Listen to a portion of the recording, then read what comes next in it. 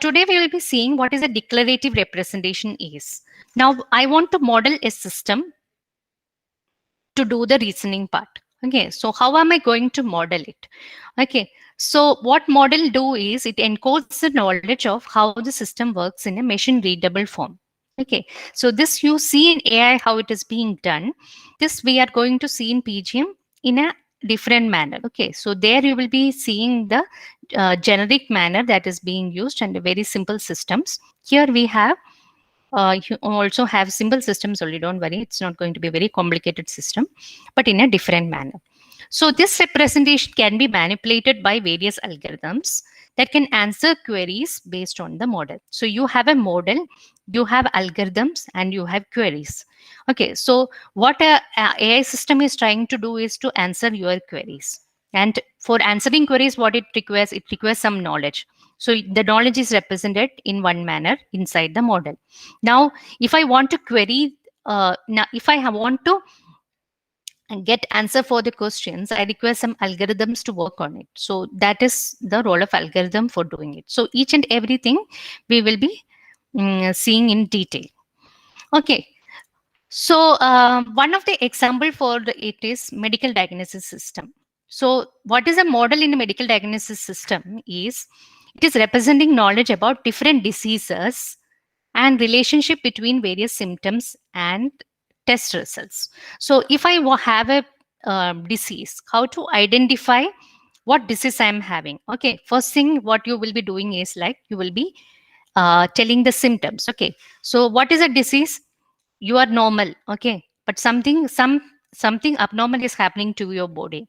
Okay, so that is giving you discomfort, and that is what it is called as a disease.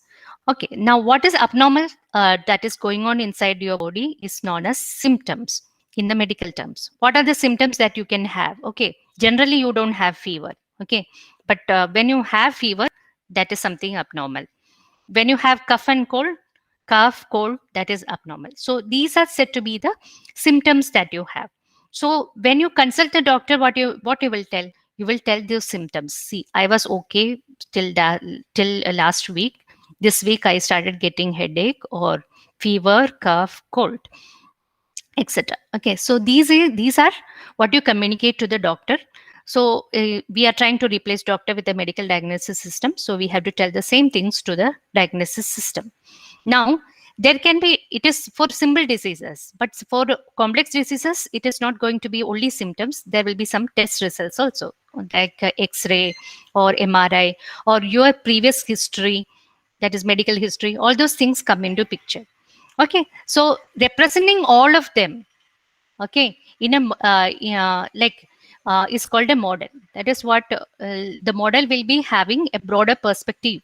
Okay, medical diagnosis system is going to be a very complex system because so many diseases are there and so many symptoms, different symptoms is having, same symptoms is there for different diseases, and different diseases will be having different way of identification and so on. Okay, so creating a model for a medical diagnosis system is not so easy. Otherwise, we would have gone for that only, right? Now, coming to the second part, that is in the declarative representation, you require a reasoning algorithm. Now, once I have, okay, for each and every different types of diseases, what are my symptoms, what the test results convey, then I have to, what is the system for? The medical diagnosis system is for identifying what disease I have.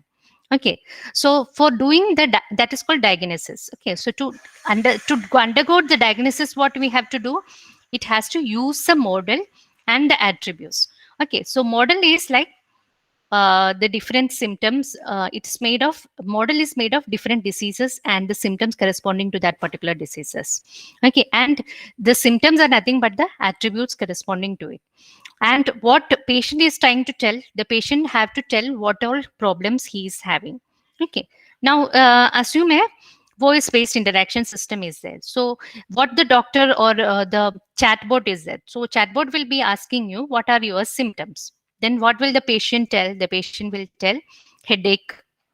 Okay, if if it is an intelligent chatbot, what it has to do, if it is telling headache, it has to identify the symptoms that is similar to that of headache. Okay, that is what all symptoms can be there along with the headache, so that it can go for a subset of it. Okay, now from the entire diseases, if I give first symptom, what happens, I will get a subset of the symptoms that I am, some subset of the diseases. Okay, if I have 1,000 diseases, the diseases with symptom will be hardly um, 20% or 30% of it, because headache is a common symptom. Otherwise, it will be less than that. Okay, so your perspective from the model, you have come down to a subset of the diseases, probable diseases that I can have.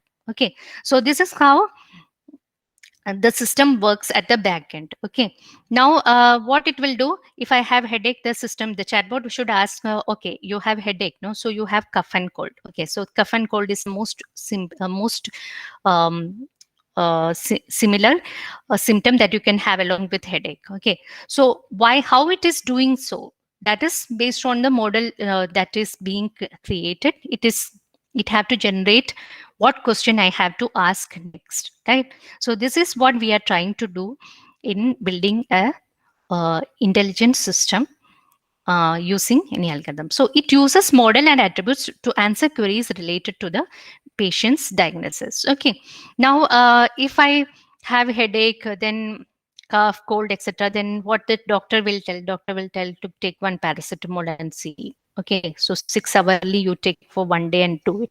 Okay, so like that it will give solutions, and next day it should ask me, like after 24 hours, it should ask me, are you okay? If you are okay, then your problem is solved. Okay, that may be due to some stress or something like that. So your case is closed over there. If you are cured. Okay, if you are not cured, then you have to go into the next step. Okay, so this is how we build the system. Now here is an example for the medical diagnosis system.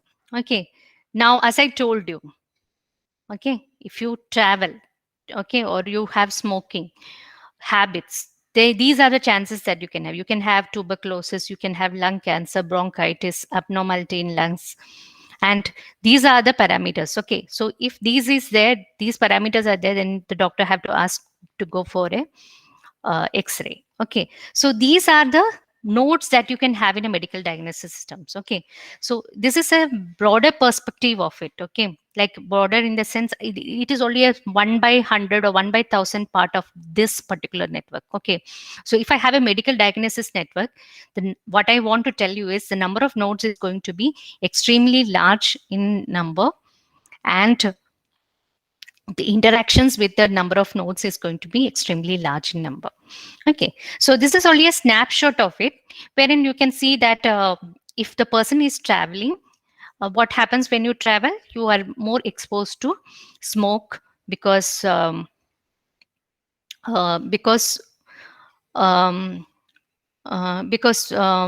environment is like that, and then you can have the chances of getting tuberculosis if your food pattern is not proper. Otherwise, you can have the chances of abnormality in lungs because you are not breathing the fresh air. Okay, similarly for smoking also you are having like this. Bronchitis chances there for more for the person who smokes. Okay, so this is how the structure will look like. Okay, if I have bronchitis, then what it has to do, it has to check whether you were smoking or not. Okay, so so it is not, sometimes it is unidirectional, sometimes it is bidirectional. That depends upon the problem statement in hand. That is what we are trying to learn. Okay, so like this, if I am able to, I can create a model like this also. Like this, I can create a model also, or I can use automatically generate this particular model also. Okay, that is what I am going to discuss in the next part of it. Okay, hope you understood how the PGM looks like. See, this is not about how you are going to design diagnosis system and all. If medical diagnosis system itself is not available, so don't worry about it, because thousands of diseases are there, and it is not very easy to automate all of them. And if something goes wrong now, then the person who designed the system will be in trouble, right? So it's not a very easy task to build this particular system. So what we are trying to tell you, what I'm trying to tell you is that this is how the nodes look like. This is how the nodes will be corrected. And this is how the entire system will look like, because there will be multiple connections and multiple nodes in the system. Okay. So what we are trying to do is to achieve, like try to learn how to do this part, like how to build this model. Like this also you can learn, like this also you can learn how to interpret them and how to get extract information from them. So building model, I don't think so it is there. If it is there, we will cover that. Otherwise, we may not cover how to build the model. Only we will be seeing how to interpret. But interpreting is very easy. To build the model, you require ML. Okay. Now, hope you understood what it is now, because first 5 lectures is going to be nothing but trying to understand what the subject is. Once you do that, then we can go into the technicalities of it. Okay. Hope it is clear to you. Yes, ma'am. Yep. Just confirming whether it is getting recorded or not. Yeah, it's getting recorded. Okay.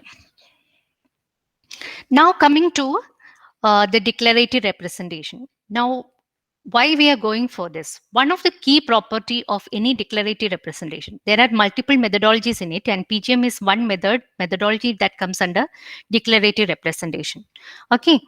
Now, one of the key property of declarative representation is separation of knowledge and reasoning. Okay. Now, when I create a model for a medical diagnosis system, I will see diseases, symptoms, and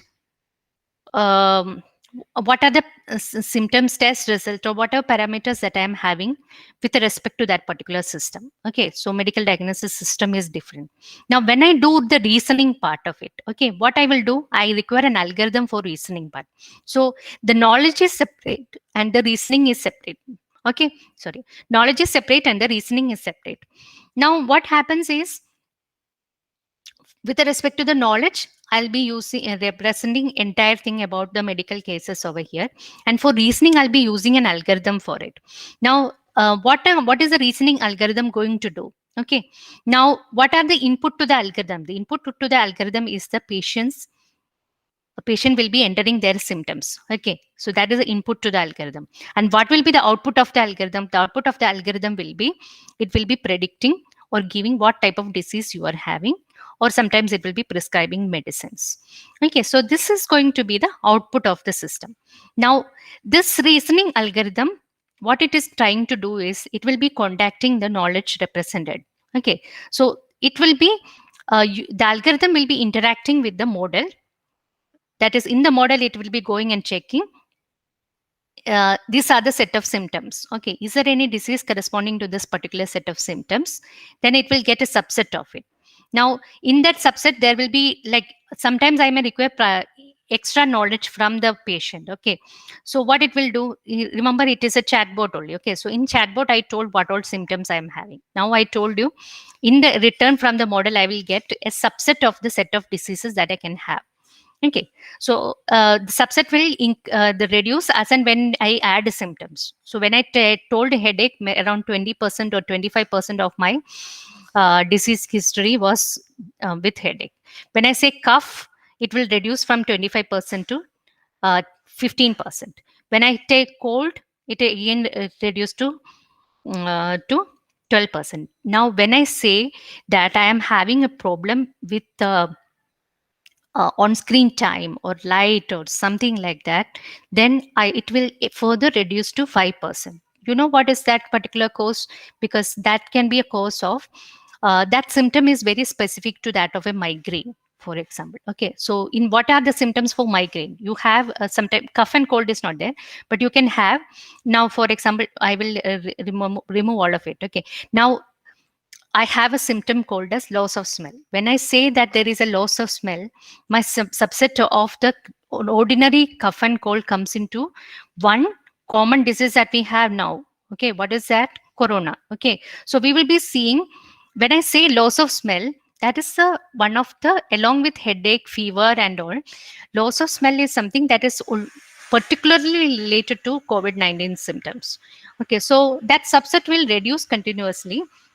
And then see what it will do. The knowledge is like now there is a widespread viral, that is COVID-19 is there. So what will the system will ask you is whether you have loss of smell. Okay. So when you say yes to it, now my subset have reduced to like up to uh, 5%. I told na one. I will have 1% of disease, that is 1 or 0.1% of the disease that is coming under the corona category.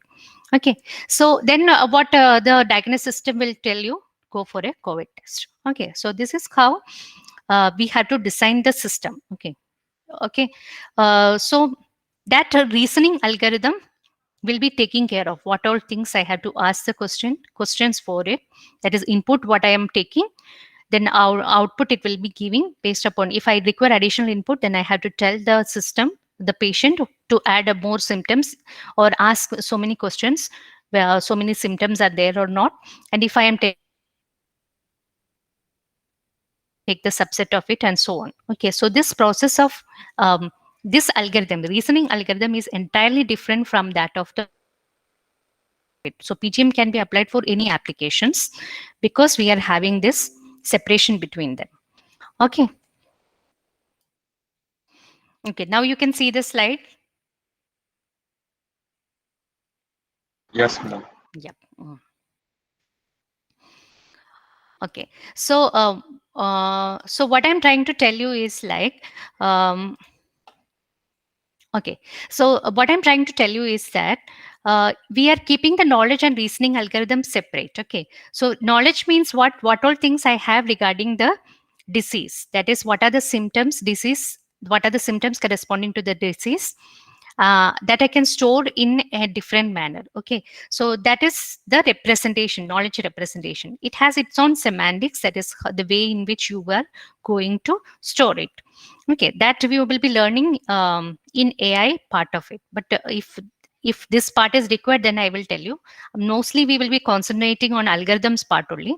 Knowledge representation is not a big deal about in that. Okay, now reasoning is the algorithm that I use to query the model. Okay, now I was explaining with respect to the medical diagnosis example. Medical diagnosis example, what it will do, it will take the symptoms from the patient. So algorithm has the role of taking the symptoms from the patient and interact with the model, identify what type of disease it is.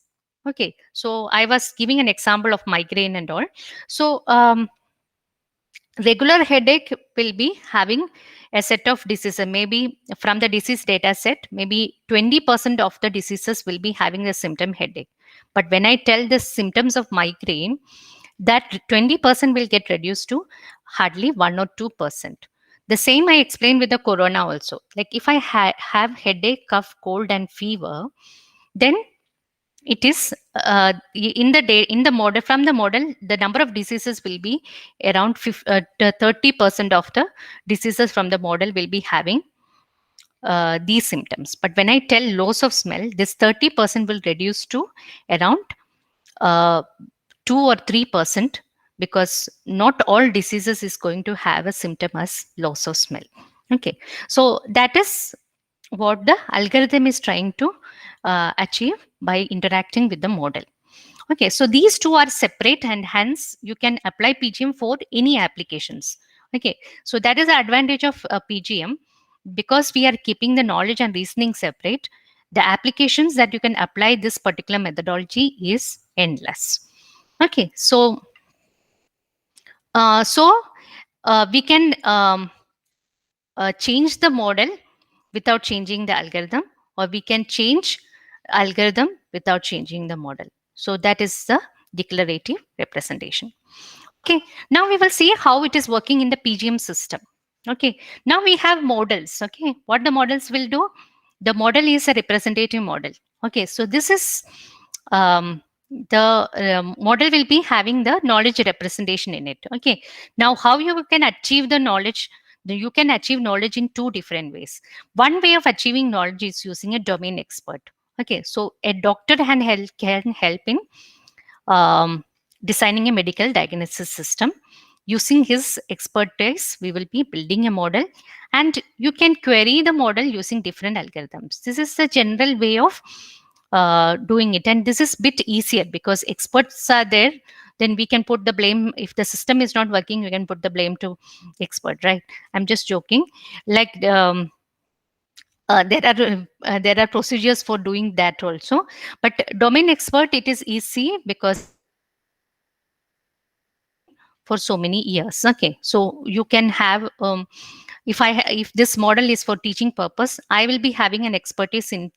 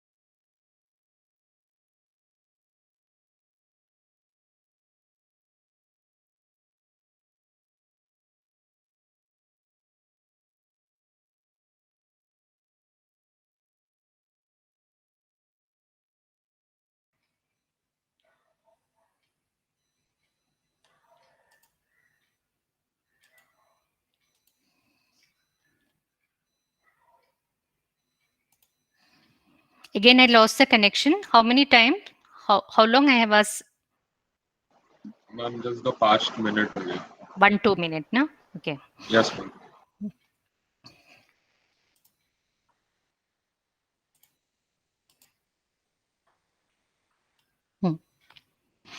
Okay, so again, I am telling you. So domain expert is going to be very easy because you can just take the data from the domain expert. Now, this is why PGM became very popular. Why? Because you can have you have data, so much data available. Okay, so you if you can take the inference or create the model out of the data that is available, then um, automatically, then this will become a very big hit. Okay, and the next generation is going to be of the PGM. That is why I told you it's a very promising subject. And your entire, like next to PL will be ML becomes the PGM. Okay, and ML is nothing, PGM is nothing but a branch of ML only, because you are going to use the data and learn from it to create the model so that you can answer the queries using this particular model. Okay, so this is some key of the this particular subject. Hope you got this. Okay, now coming to the different aspects of it. Okay, now we will be seeing it just let's see, first, as I told you in the first few lectures, we'll be just seeing what this subject is about. Okay, then we will go into the technicality of it. Okay, now there are different concepts over here. One of the major concept that we have is it is probabilistic in nature. Okay, you know what now, the probability, the advantage of the probability, because there you will be able to have a subset of, so of the many diseases we can consider subset just because of the probability in it. Okay, so there is uncertainty. Okay, uncertainty works in the favor also, uncertainty works in unfavoring also. Okay, so that is how you are going to use it. So uncertainty about a true system, true state of the system, are due to the facts are that are our observations are partial. Okay, so that is one of the major cause of uncertainty. And the second thing is our observations are noisy. Okay, now what do you mean by partial? Okay, like if I consider trying to understand a particular person. Okay, you try to understand a particular person. Okay, now you want to understand your mom or your dad. Okay, what happens? Your observations are partial. Okay, you are not 24 hours 24/7 along with your mother or a father. Okay, you know only a part of it. Okay, from the if I try to understand that particular person, that is understanding your mother, for example, you were born when she was only 26 or 25 or 24. Okay, so 25 years of that particular person is not observable to you. Okay, so that is called as partial observation. So the same thing when I try to understand the system, okay, correlate with your system. Okay, now if I want to make a medical diagnosis system, okay, if I sit and decide, okay, I will learn the entire medical science and I will design a medical diagnosis system, then it is not going to happen only. Why? Because you have different elements, different types of diseases, interrelated diseases. Okay, in medical science only there are different branches, like orthology is there, like there different ologies are there. No? So um, that is not going to be true. So uncertainty is that is not going to be possible at all. So uncertainty is there because our observations are partial, and uncertainty is there because our observations are noisy. Okay, so noisy comes over here because if I, as I told you, we are trying to understand our mother. Okay, for example, okay, why it is noisy? Because your thought process and your mother's thought process will be entirely different. Okay, so so it is not easy for you and your mother to gel with each other. Okay, why I'm telling, so don't worry about it, but this I'm just telling you noisy because both are humans. Okay, so you also make mistake, your mother also makes mistakes, so your thinking thought process won't match with each other. Okay, so that is what even I am trying to tell you over here. Whatever you are observing, it's only a partial part of it because you haven't observed throughout. Okay, and it is very noisy because will be some mismatch, or sometimes you will not understand everything in a proper manner. Okay, now if I try to okay achieve everything, okay, like for example mother care example, if I try to be very completely perfect relationship with your mother, it is not going to happen only. But basically you know that your mother is a good person, right? So that is a bond you are having with your mother. Okay, so work on that and do it. Okay, that is what even systems are trying to do. See, anyway at the end of the day we are trying to imitate humans, no? So the same thing happens over here. You have to work with uncertain work in an uncertain environment. So to summarize, uncertainty arises because of our limitations to observe the limitations in our ability to observe the world. Okay, 100% you can't observe everything. Limitations in our ability to model it, because every aspect of it you can go and do it and study details of it. And non-determinism. Okay, what is non-determinism? Non-determinism is like if my problem space is very large. Okay, then what happens? You remember in algorithms what happens, what is called an NP problem or non-deterministic problem, because if my solution to the particular problem is in the race of 2 to the power n or n to the power n. Okay, so when the number of solutions becomes n to the power n, what happens? You will not be able to look for each and every option for it. Okay, so what we will do is we will go for an optimized way of doing it. Okay, so you won't go for all the solutions, whichever is easiest one you will be taking it. Okay, so that is that. No, I am talking about the same non-determinism that you have learned in the algorithms.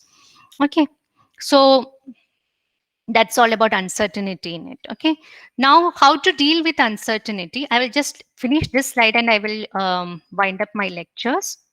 Okay, these slides only I will wind up. Okay, so dealing with uncertainty is one approach. You have to consider all states, but that will be very huge.